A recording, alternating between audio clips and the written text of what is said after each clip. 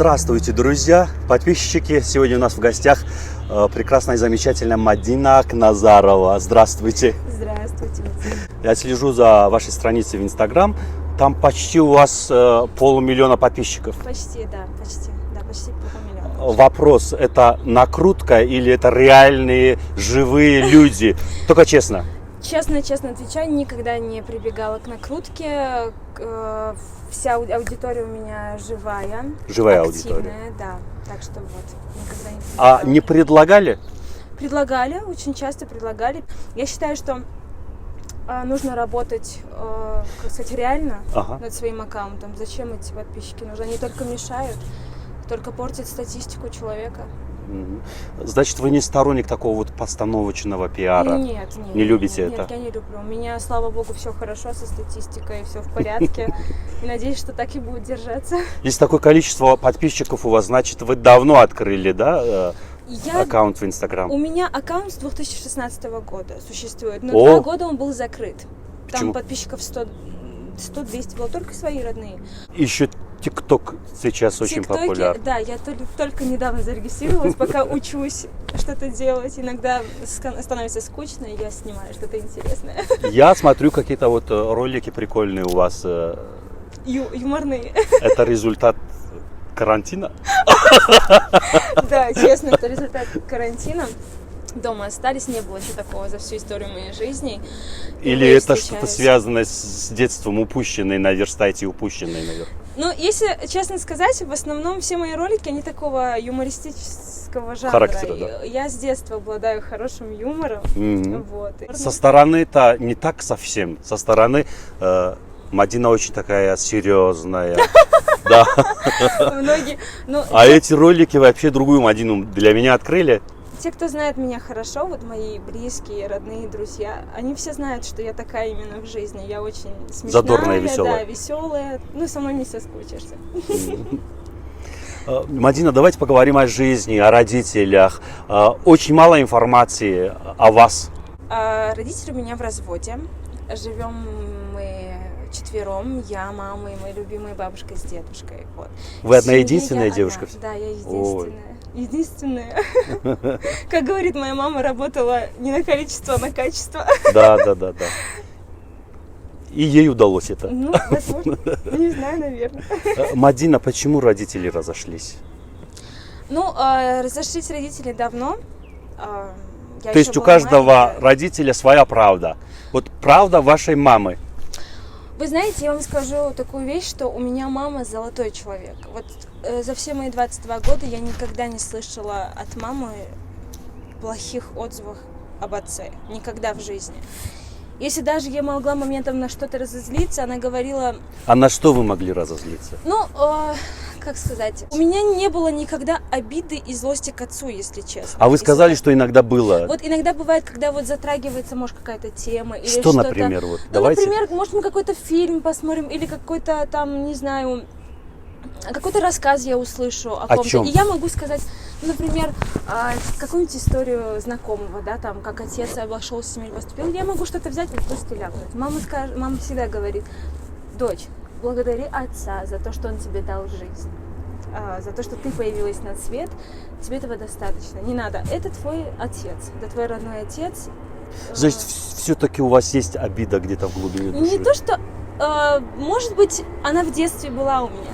Наверное, когда я росла. Я извиняюсь. Я извиняюсь, Мадина, простите меня, пожалуйста. Орзу, я просто... Честно, я понимаю. Никогда не плакала. Из-за отца никогда в жизни. И... Все. А Сумидинджон, салфетку предложи, пожалуйста. Салфетка есть в сумочке? Сейчас, минуточку. Сделаем паузу. Немножко придем в себя. Дайте воды. Спасибо, Сумидин.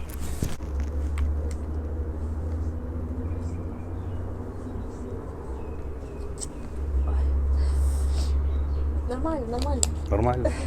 Ужас. Никогда в жизни, поверите, никогда я в своей жизни не придавала значения Это мы. Ну, вы меня так... Ну, мы говорим, что не придаем значения, но на самом деле от этого никуда не уйти нам. Наверное, я Это сейчас... часть нашей жизни. У меня то же самое было в жизни. То есть мне было 3-4 года, когда папа ушел из семьи.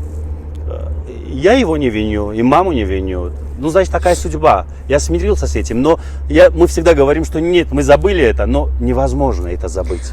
Вы знаете, я вам скажу одну вещь, что меня заставило сейчас расплакаться. Да. Был такой период в жизни, ну, наверное, в возрасте 13-14 лет, когда отец появился, ну, он стал проявлять какую-то заботу. То есть это после того, как он ушел? Ну, бывает такое в жизни. Вам сколько было тогда? Я, наверное, была в возрасте... Первый класс я пошла. 6 да. лет. Да, в 6-7 Когда лет. они разошлись. Да, на меня это никак не повлияло, если честно. Меня мать, мама моя, она заменяла мне все на свете. Да. Мне отца сейчас заменяет мой дедушка. Я даже иногда думаю, что я не дочкой своей мамы, а дочкой своего дедушки и бабушки. Да, у меня замечательный дедушка. Вот, мне он заменяет отца. Но был такой период в жизни, когда папа появился и стал как-то проявлять заботу, вот это вот как-то меня звать куда-то, что-то мог подарить, я могла что-то его попросить.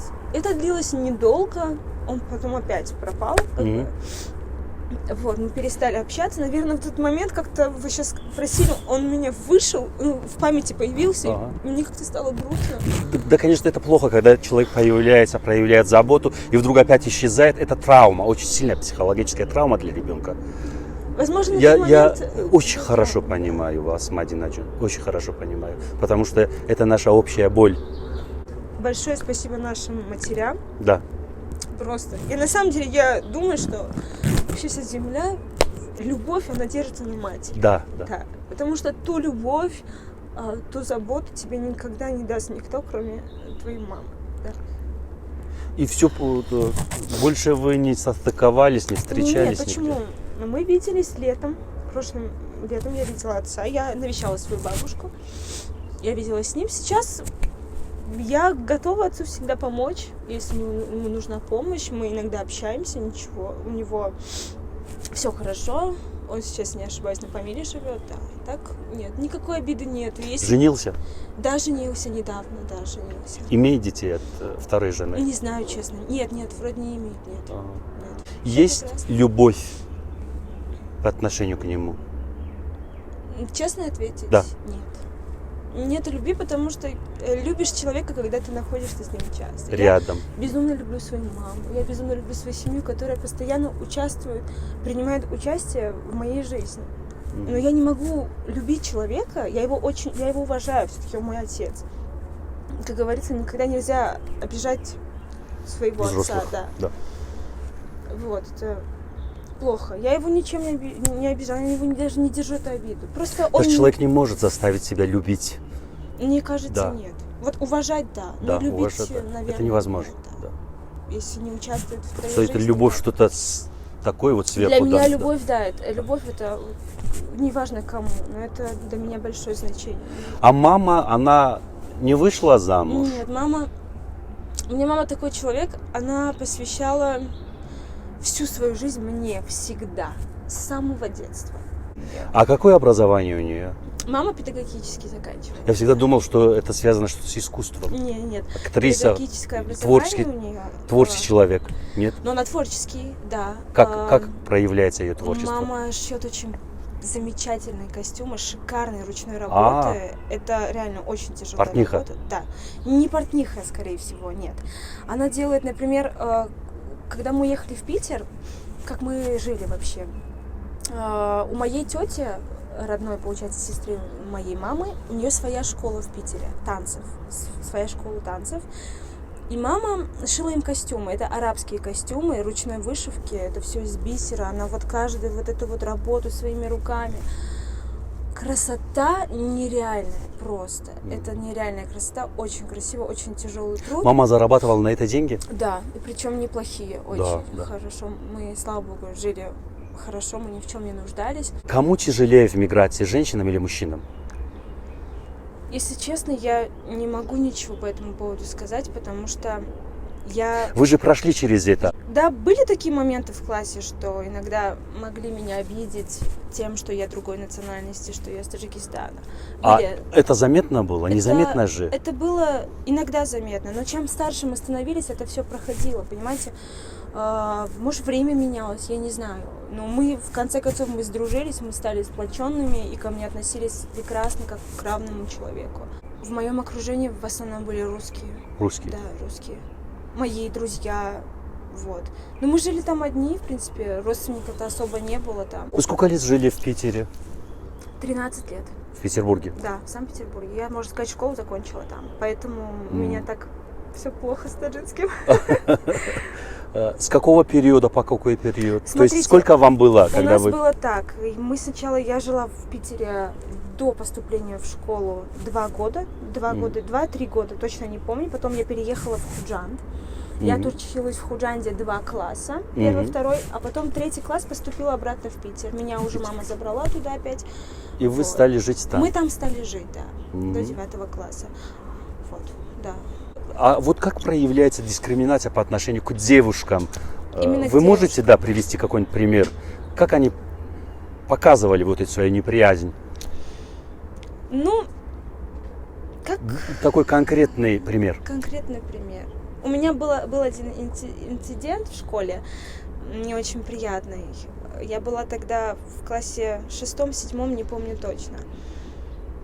И была одна девушка, но мне кажется, она была не из очень благополучной семьи, как мне показалось. Русская? Да. Вот, и как-то такой момент, я даже не поняла, как он наступил, что она проходила мимо меня в школе и постоянно какие-то нацистские знаки показывала мне открыто. Наверное, это представитель какой-то секты. Возможно, да, но она очень сильно пожалела, честно. А Она далее пожалела. потом что, как развивалось это событие? Ну, были угрозы в мою сторону. Один раз было такое. У меня больше таких в жизни инцидентов не было, слава богу. Вот был только вот этот один. Она угрожала? Да, она угрожала. Как? Ладно, я расскажу. Было такое, что после школы, после занятий мы катались на качельках, только построили возле школы. И так получилось, мы катались со своими одноклассниками на этой качели, и она пришла. Она пришла со своими друзьями и стала опять вот эти какие-то свои знаки мне показывать. Я не понимаю, в них не разбираюсь. Вот, это таджичка, туда-сюда, там, чурка, если так прямо говорить, вали отсюда. Потом я стала замечать, что мои одноклассники стали потихоньку убегать. Она показывала знаки, и они убежали? Да, она стала выкрикивать всякие неприятные вещи, они стали уходить. И я помню, ушла последняя подружка, я взяла рюкзак, развернулась, она подходит ко мне и говорит: слушай, ты, чурка. Я повернулась, а у меня еще были тогда вот такие длинные, красивые, густые, черные волосы. Я повернулась, смотрю на нее, не понимаю, что происходит. Они меня окружили. Сколько человек? Человек 5 их было. И самое обидное, мальчики были, да, и девочки, вот что самое обидное. Она подошла ко мне и говорит: ты чё, короче, тут потеряла, давай, чтобы я тебя больше не видела. Я сказала, я говорю, вроде эту площадку не для вас строили, я имею право здесь играть, тоже кататься на этих качелях. Она сказала: если ты еще раз сюда подойдешь, если я тебя еще раз увижу около себя. И она достала нож. Да, она достала нож, и она приставила его к моему животу. Было холодно тогда, я была в куртке. Я безумно испугалась, вы не представляете, меня трясло, я не знала, что мне делать, потому что вокруг меня не было ни одной живой Сколько души. тогда вам было лет? 13. Она меня потянула за волосы, но мне как-то получилось ускользнуть и убежать. Они не пошли за мной, они не побежали за мной. Не Вдогонку побежали? Нет. Я зашла домой, мама открывает дверь, и я просто падаю, мне так плохо, потому что в жизни со мной такое не было, никто со мной так не обращался. И я заплакала, упала, и меня стало трясти. Она сразу стала меня проверять, все ли со мной все в порядке, что с тобой, скажи мне. Это очень сильный стресс. Да, это очень сильный стресс. Стресс был, пока она не закончила школу, я не могла туда ходить. У меня школа была интернациональная.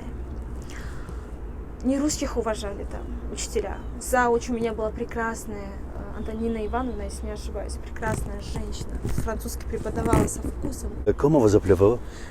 Je m'appelle Orge, comment vous Je m'appelle appelez Madina. Très bien. Très bien, très bien. Merci beaucoup. Merci. И вот, ее позвали с ее матерью. Там мать, она была в тяжелом, ну не в тяжелом состоянии, как сказать, у нее 5 детей, она их одна растит, и она работает там на 10 работах.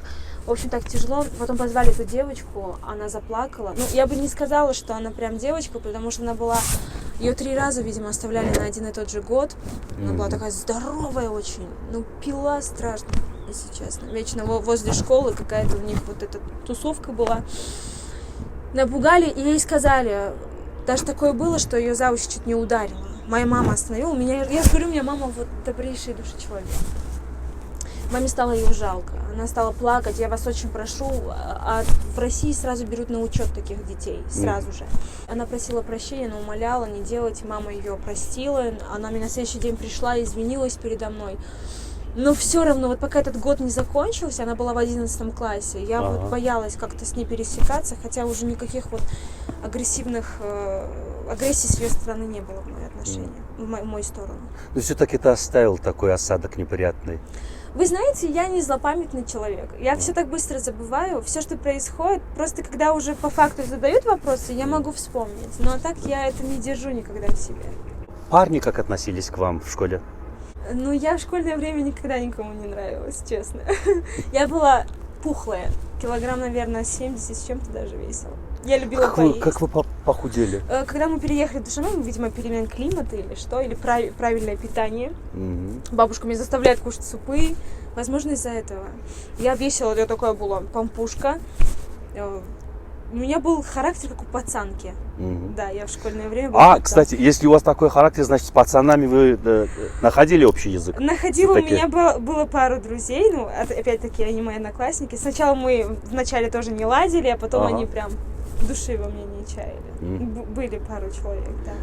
Они знают, что Мадина теперь одна из таких популярных да, было такое, что писали певиц в Таджикистане. Мне, да, писали, сказали, что вот, молодец, ты добилась таких успехов, мы в тебя верили.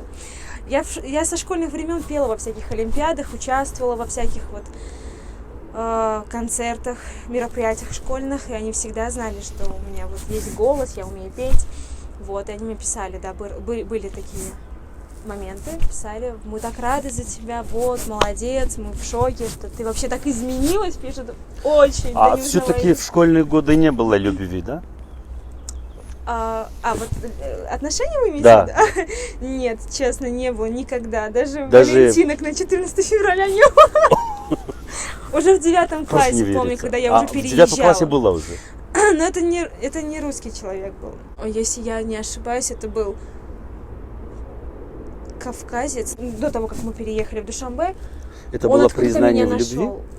Вы знаете, я один раз со школы выходила, и ко мне бегут мои одноклассницы, Мадин, тебя там что-то кто-то ждет. Выхожу с ворот школы, и там стоят какие-то такие странные люди, бороды вот такие вот.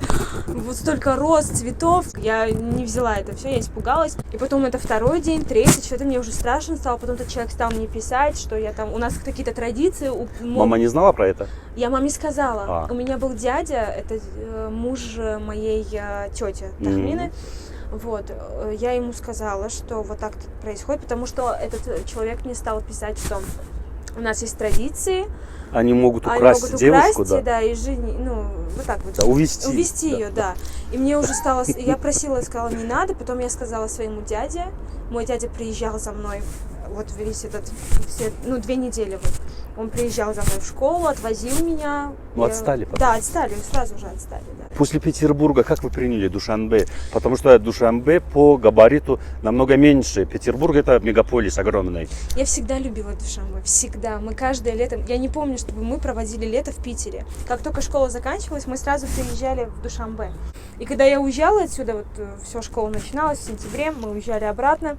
У меня была депрессия, вот месяц где-то. Мы приезжали домой, все так пусто. Нет бабушки с дедушкой, мы сидели, все холодно, пасмурно. Так. Представляете, здесь 36 градусов, да, приезжаешь 12 градусов, дождь, с аэропорта выходишь. Нет. Мама сказала, она пришла, села ко мне, говорит, как ты думаешь насчет того, чтобы переехать в Душанбе? Я говорю, мам, я с удовольствием, мы даже не думали. Я говорю, а как мы будем там?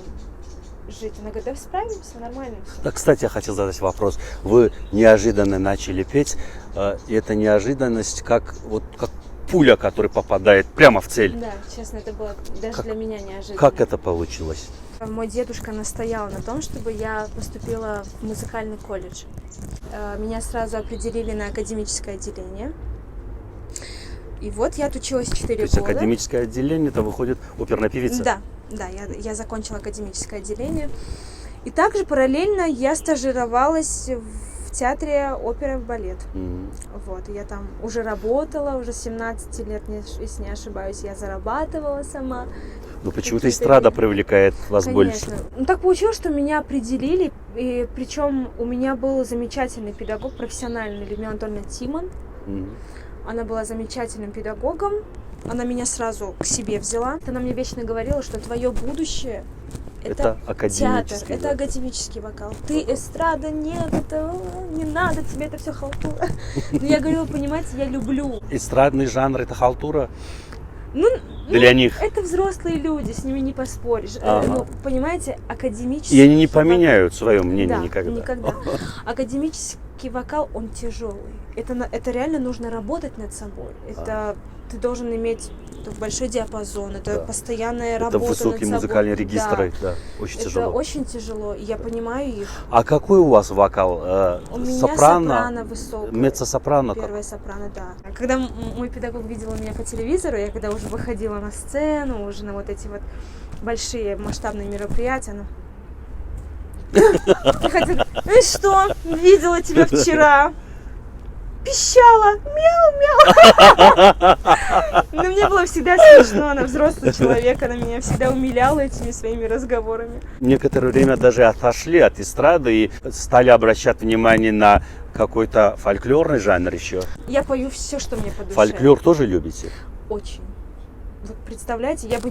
Кстати, у вас получается очень гибкий вокал, получается. Академический вокал, эстрадный. Да, во всем. Если есть желание, можно научиться петь в разных направлениях. Джаз. У меня был такой опыт, что я напела джазовую музыку. Мадина, давайте попробуем сейчас вот что-то академическое. Фрагмент, кусочек маленький.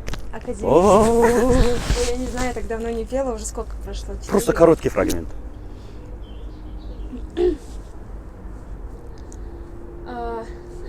Камышинку клонит ветер у ручья, горько плачет, стонет, милая моя. Прекрасно.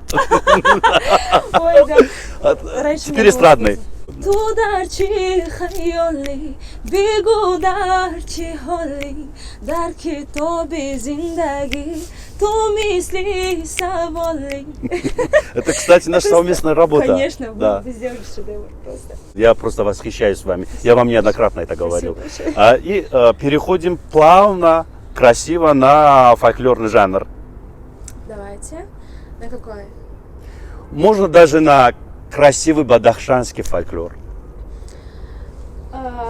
Могу на памирском даже спеть? Да, да. Давайте. Так, что я могу спеть? Я недавно выпустила. Я люблю эту колыбельную. Хонан поцель, лай, лай, хонан кабу, лай, лай, тордом кабу, тордом кабу, эйнан, о, эйнан. Это так гармонично, птички поют у нас, и этот такой гармоничный голос. Спасибо большое. Чудесный голос прямо. Спасибо, Мадина. Спасибо огромное. А сейчас как? Вот после того, как вы приехали в Душанбе, вы еще не начали петь, да? Первое время. Нет. Мамы не было тяжело? Мама как зарабатывала на жизнь? Знаете, Или вы просто были на шее у дедушки и бабушки? Нет, вы что, никогда в жизни. Мама дистанционно работала. Приходили заказы, она работала здесь. У нас вечные были проблемы с отправкой. Да. Понятно. То нас возвращали какие-то... Там же все из камней. Это драгоценные камни. Нет, это обычные камни, идите, мы получали разрешение, потом еще искать, через кого отправить. Мгм. В общем, столько головоломки было постоянно. Сейчас мама уже не работает, я не даю ей работать. Ну, по желанию, если она прям хочет что-то сделать, то она делает. Что просто На то занять себя время- чем-нибудь. Да, на то время Один полноценный костюм. 15 тысяч самого. 15 тысяч сам. Да. А, это Один 1500 костюм. долларов выходит. Да, Хорошо зарабатывала. мама хорошо зарабатывала, да. А почему вы не развивали этот бизнес? Ну, во-первых, у мамы из-за этой работы начались проблемы со здоровьем, потому что это ручная работа, и постоянно сидишь, спина. Это работа, ты должна постоянно И сидеть. зрение еще. И зрение, да. А. Да и зачем сейчас ей работать, я не понимаю. Пусть отдыхает, пусть ее самое Она главное- для вас делает костюмы? Бывает такое, да. М. Да, она делает мне костюмы, да. Вы Она где расшивает. одели? Да на разных мероприятиях. Она расшивкой Какое в основном. платье? Вот скажите по интернету, потом я поищу, посмотрю. Было мероприятие в Хаяте, только не помню какое. Там такое платье на мне было очень красивое, но я его одела один раз, потому что я поправилась, оно лопнуло. Оно в этот же день лопнуло. Все из бисера, вот так вот, прям оно было идеально. Но оно лопнуло на мне. Это прям на сцене лопнуло? Нет, я уже пришла домой. Ну, уже как... Дома лопнуло Да, или уже- Да, уже по дороге домой? Я пришла домой, уже заметила, что вот здесь стало расходиться, и мама говорит: нужно жрать меньше, ты кушаешь, как не знаешь что. Ты должна следить за фигурой своей. И я всю свою депрессию, Что всё едите? заедаю. Что едите? Все самое неполезное. Любительница гамбургеров всяких, куриные стейки, все Фастфуды, вот жареное, это. да, вот люблю суши, все люблю много вкусно поесть. На свой желудок мне никогда не жалко. Я люблю поесть, я обжора, да. А ночью тоже в ночное время едите? Да. Это вообще Вот, например, страшно. знаете, я до такой степени... сейчас нет, честно. Сейчас не ем, потому что я понимаю, что я на Нет, творческие карантине люди практически запустилась. ночью живут, они днем не бодрствуют. Я, наверное, не отношусь к такой категории. А. Я более домашний человек. Может, кто-то ночью любит там повеселиться, но я всегда ночью дома сплю. Вот. А так я любительница покушать. Мне даже не тяжело встать ночью, приготовить себе что-нибудь такое очень вкусное. Меня очень впечатлило то, как вы говорили про дедушку. Я хочу, чтобы вы его по-особому поблагодарили посредством нашей Он, программы. конечно же, будет смотреть мою программу. Это мои болельщики самые, бабушка с дедушкой. Я выражаю огромную благодарность дедушке своему, конечно, бабушке. Они у меня просто замечательные, шикарные просто. У меня просто нет слов. Мгм. Мой дедушка знает прекрасно, как я к нему отношусь. Я вам даже скажу, что большую вот роль играет в моем творчестве мой дедушка. Мгм. Почему? Потому что очень часто бывало такое, что мы подбираем песни вместе. Если со словами возникают проблемы какие-то, где-то что-то нужно исправить, у меня дедушка этим занимается. Он у меня немного пишет. У меня дедушка юрист. У меня дедушка работает и педагогом, и юристом. у меня Бабушка тоже отец. образованная. Да, у меня бабушка. Они всю жизнь были, можно сказать, учителями. Дедушка и Интеллигент- директор. интеллигентная семья. Ну да, возможно, да. Бабушка была учителем, дедушка тоже, и директор. Ну, спасибо им. Мадина, это результат ваших трудов. Спасибо огромное. Вам спасибо уже. Спасибо Подведем большое. итоги, что вы хотите сказать вашим поклонникам и поклонницам. Не судите строго. Да, это было очень... Такого интервью у меня еще не было никогда в жизни. Было душевно. Было очень Да. душевно. Спасибо большое. Мне стало как-то так... Легче. Да, легко стало как-то. Сейчас, наверное, после выпуска будут меня отчитывать дома. Как ты могла? Ну, что ты не сдержалась? Ну, желаю всем удачи, в первую очередь. Желаю всем здоровья, крепкого терпения в это тяжелое время. Надеюсь, что скоро будет все хорошо. Мы вернемся в ту жизнь, в ту нормальную жизнь, Да, да. которая была до этой пандемии. Да. И еще раз спасибо вам большое, что пригласили. Да, меня. обнимем друг друга, будем здороваться, как Да, нормальные нормальные люди. люди. И будем вот да. это наше таджикское «муа». Да, Муа. муа. «Муа». Спасибо, Мадина Айджон. Мы на этом прощаемся с вами, дорогие друзья. Сегодня с нами была прекрасная Мадина Акназарова. Следите за нашими программами. До свидания, до новых встреч.